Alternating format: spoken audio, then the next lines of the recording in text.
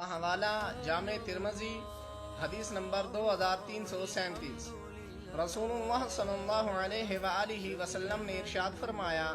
کہ اگر کسی آدمی کے پاس سونے کی 2 وادیاں ہوں تو وہ ایک تیسری وادی کی خواہش کرے گا اور اس کا پیٹ کسی چیز سے نہیں بھرے گا سوائے مٹی کے،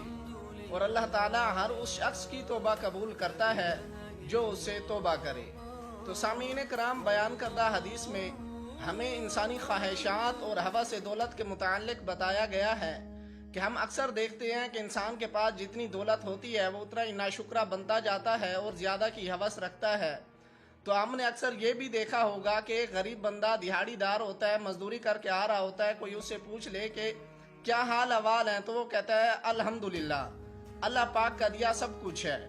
اور ایک آدمی کی فیکٹریاں چل رہی ہوں گی، اس سے کوئی حال احوال پوچھ لے تو وہ بتائے گا کہ فلاں فیکٹری کا کاروبار جو ہے نا وہ صحیح نہیں چل رہا۔